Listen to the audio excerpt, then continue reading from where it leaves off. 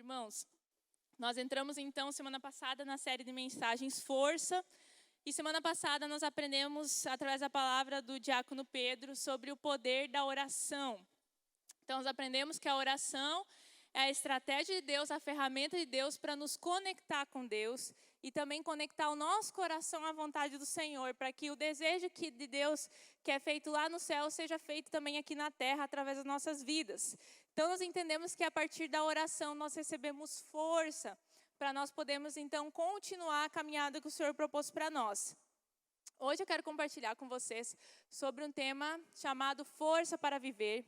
E eu quero compartilhar 3 situações que a palavra de Deus nos orienta a buscar a força do Senhor, para que a gente possa então receber ela e encarar essas situações com a força de Deus. Não com a força do nosso braço, não com nossas opiniões ou com conselhos alheios, mas com a força do Senhor.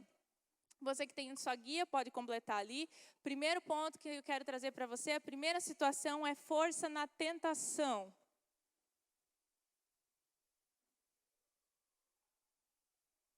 Força na tentação.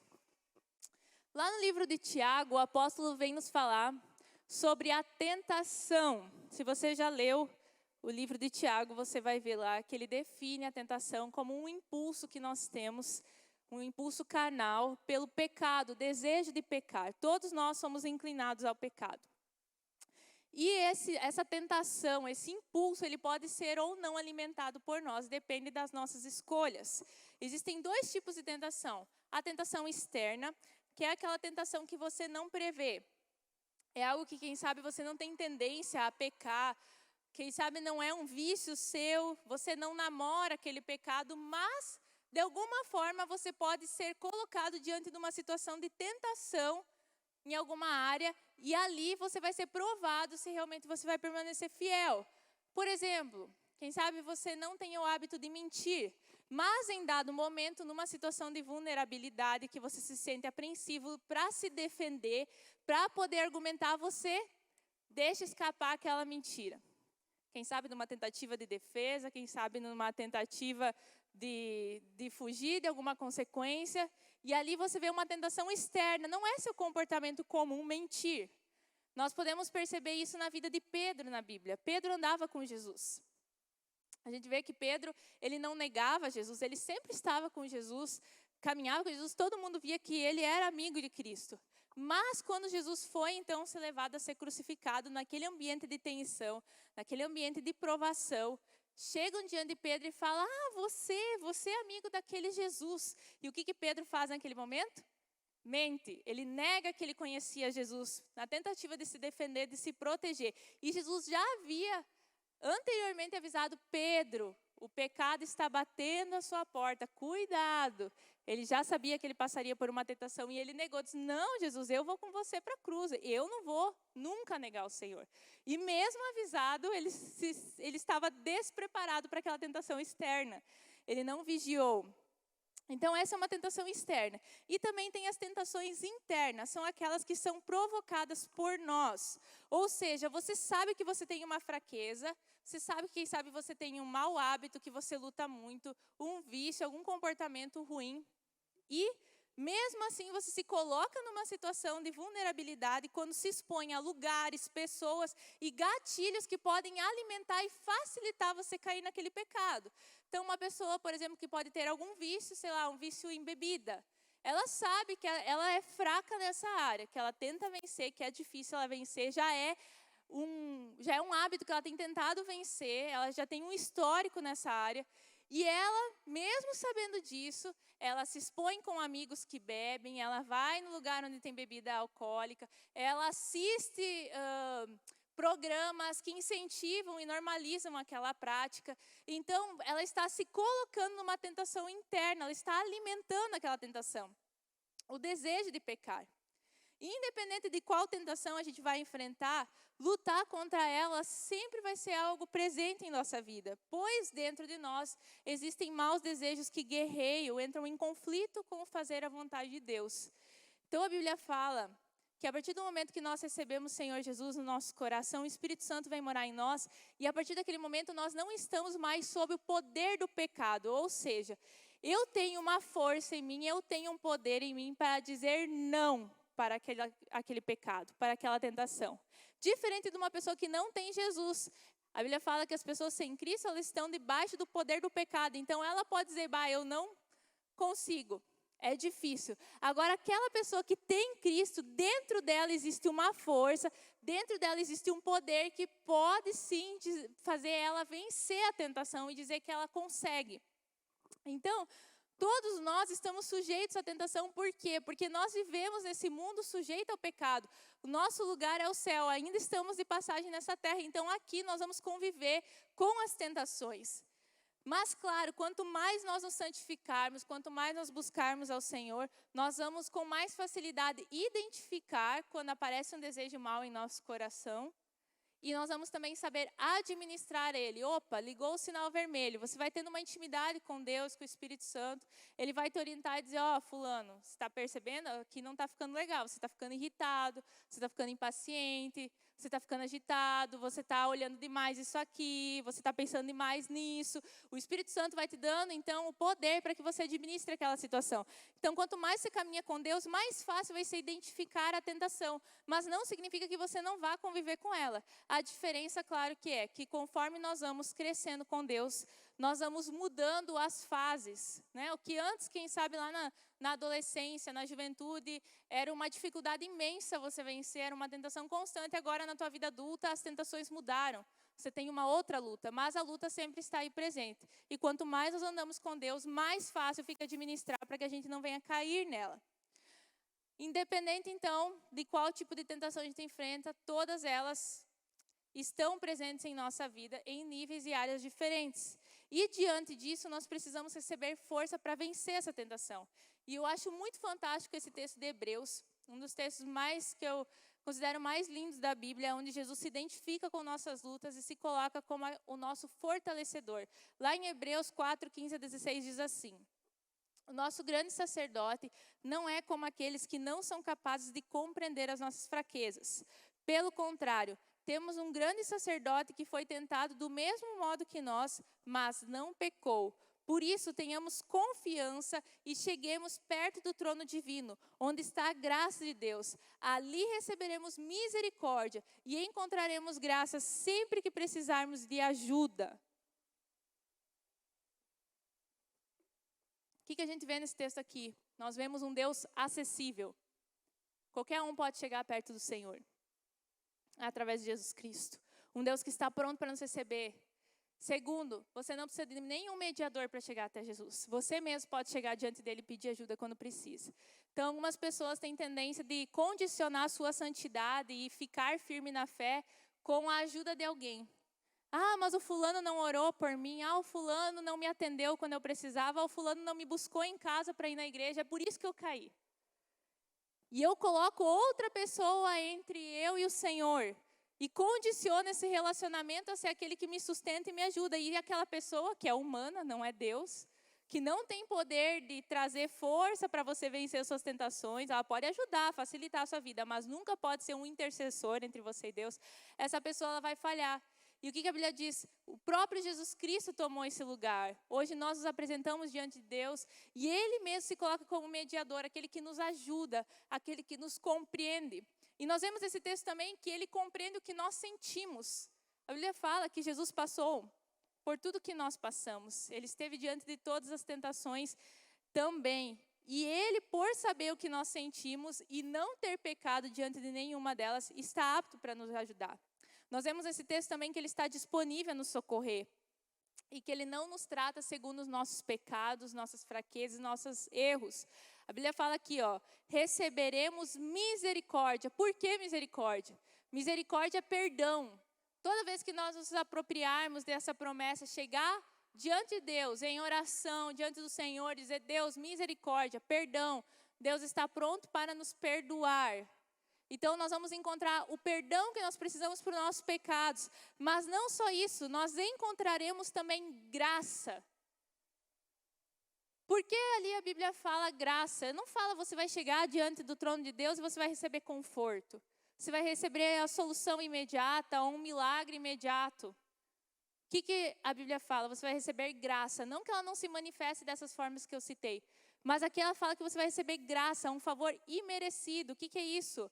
Apesar de nós não termos méritos, forças próprias, habilidades, recursos financeiros, estrutura física que seja, apesar de eu não estar qualificado para vencer aquela tentação, eu vou receber uma graça, um poder sobrenatural que vai me ajudar a vencer essa tentação, não por mim, não por minhas capacidades, não por aquilo que eu consigo, mas por causa da força de Cristo em mim.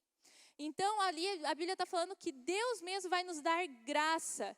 A graça é um auxílio divino que nos capacita a suportar além da nossa capacidade. É algo sobrenatural.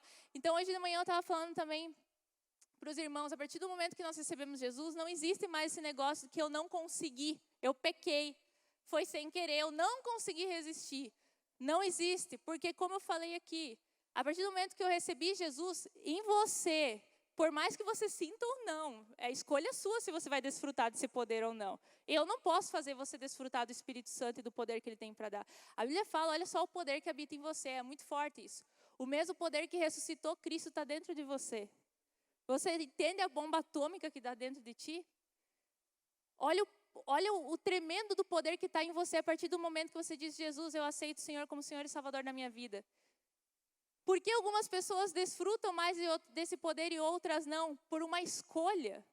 Quem escolhe se apropriar desse poder e diz, sim, eu vou viver na fé desse poder. Eu creio que o Espírito Santo está em mim e eu vou conseguir vencer esse pecado. Esse pecado não me domina, essa situação não me domina, essa tentação não me domina, porque em mim existe um poder que derrota toda a fortaleza, que derrota o diabo, que derrota todo o mal. Em mim habita o poder da ressurreição. Aquele poder que tem capacidade de trazer aquilo que está morto à vida, de fazer milagres. Esse poder habita em você, por mais que você sinta ou não, e vai ser a sua escolha se você vai usar desse poder ou não. É você que vai dar o start nesse poder. A força já está dentro de você, então a partir do momento que eu tenho Cristo, não existe mais essa situação de dizer, não, eu não consigo não pecar. Isso é sujeito das pessoas que não têm Jesus. A partir do momento que eu tenho Cristo, eu posso não pecar. Foi para isso que Cristo nos libertou, do poder do pecado. É essa liberdade proposta para os filhos de Deus, não estar mais preso ao eu não consigo. Sim, nós conseguimos, sim, nós podemos andar em santidade, sim, nós não vamos ser dominados por aquele vício, por aquela fraqueza, por aquele mau hábito. Você pode ter um período de luta, de crescimento, de libertação? Pode. Existe esse crescimento, existe esse processo na sua vida onde você vai se despindo das velhas roupas do pecado e se vestindo das roupas da santidade. Mas é uma progressão. Você vai vencendo, vencendo, vencendo, vencendo. E não está abatido, sempre dizendo, não consigo, estou derrotado. Então essa é uma das situações que Jesus vem nos dizer que Ele provê a força que nós precisamos. Segunda situação em nossa vida, força na fraqueza.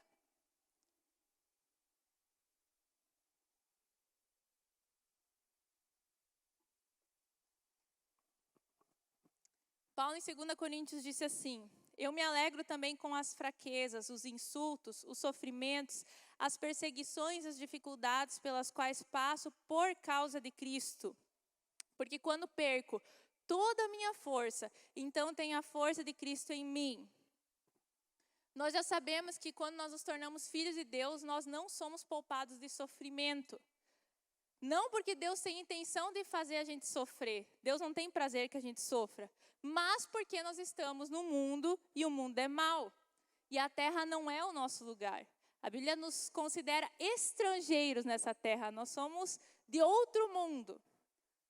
Esse aqui não é o habitat natural de um cristão.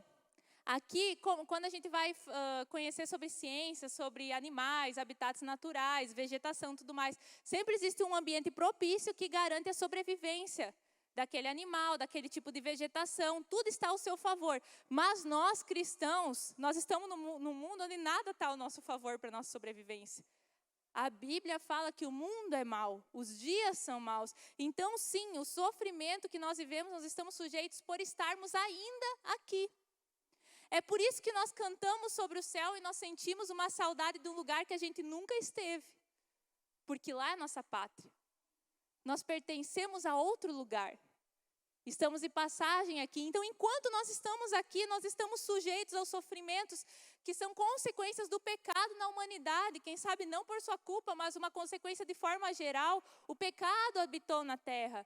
E sobre ela veio doenças, veio o sofrimento, veio tragédias, veio guerras. É a consequência do pecado. A partir do momento que o ser humano tirou Deus do centro, o pecado habitou.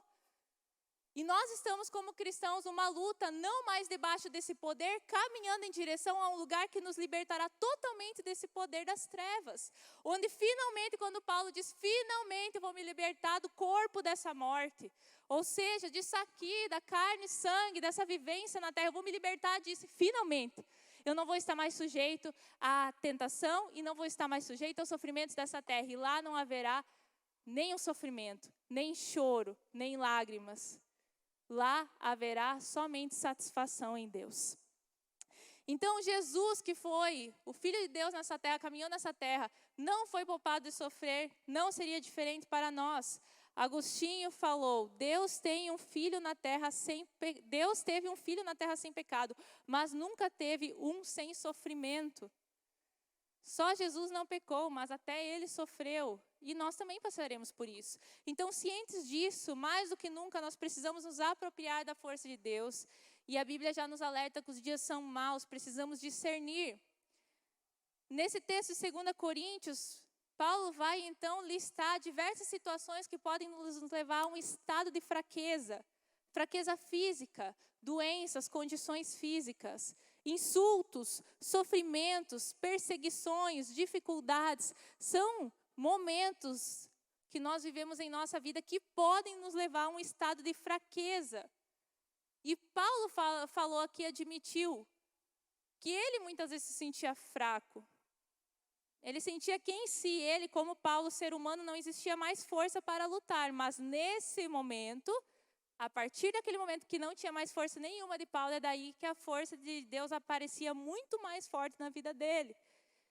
Deus nunca condenou que nos sentíssemos fracos. Ele condena que por causa da fraqueza a gente desista.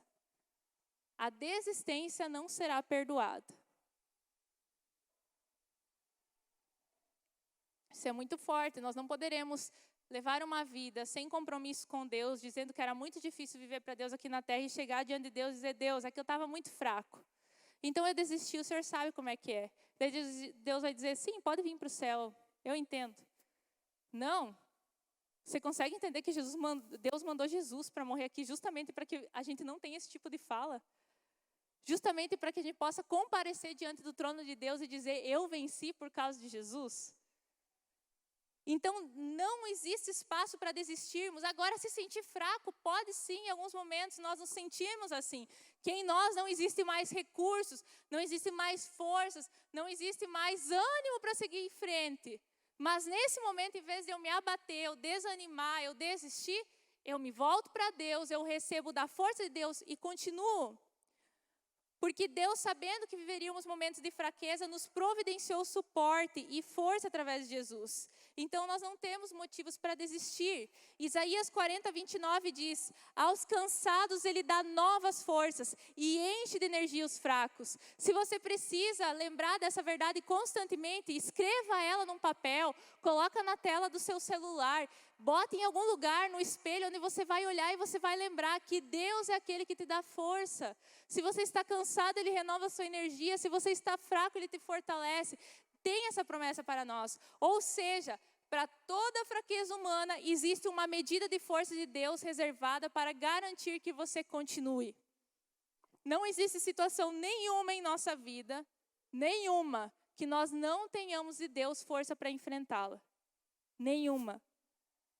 É muito forte nós pensarmos isso. Nós não sabemos o que nós vamos enfrentar nessa trajetória na nossa terra. Quais serão as dificuldades que estarão diante de nós? De quais sofrimentos nós não seremos poupados? Tem pessoas que ficam imaginando que elas podem sofrer e já começam a sofrer antecipadamente, se preocupar, chorar, desesperar. Não! A Bíblia fala, você vai sofrer. Ele já garante, né? Ótimo, né? Isso já me deu um ânimo. Nós vamos sofrer, não sabemos que tipo de sofrimento. Não sabemos em que medida. Mas independente de qual grau nós vamos enfrentar de sofrimento, existe em Deus o recurso que nós precisamos para sobreviver e vencer isso. E aí é essa força que fez Paulo afirmar, lá em 2 Coríntios, muitas vezes ficamos aflitos, mas não somos derrotados. Algumas vezes ficamos em dúvida, mas nunca ficamos desesperados. Temos muitos inimigos, mas nunca nos falta um amigo. Às vezes somos gravemente feridos, mas não somos destruídos. Fraqueza, cansaço, aflição, dificuldade, preguiça nunca foi motivo para um filho de Deus andar abatido e muito menos desistir da caminhada. Nunca. Paulo, muito sincero, muito humano, e graças a Deus que a Bíblia não esconde as fraquezas do ser humano. Ele vem dizer assim, eu já me senti muitas vezes em conflitos internos, mas nunca eu desisti. Eu nunca me senti sem direção quando eu estava com Deus. E nós temos uma fonte de força inesgotável e surpreendentemente poderosa para nos sustentar a nossa fraqueza, que está diante do trono, como nós lemos no texto do primeiro ponto. Ali nós encontraremos graça.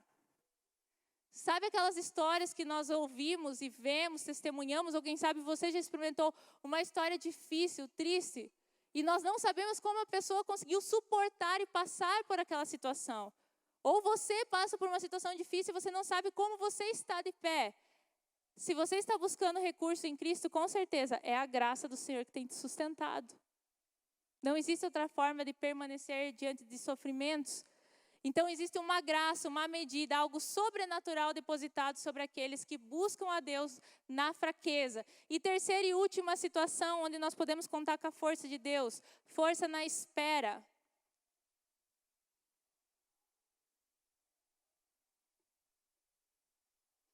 Isaías 40, 29 e 31 diz assim, ele fortalece o cansado e dá grande vigor ao que está sem forças. Até os jovens se cansam e ficam exaustos, e os moços tropeçam e caem. Mas aqueles que esperam no Senhor renovam as suas forças. Voam alto como águias, correm e não ficam exaustos, andam e não se cansam.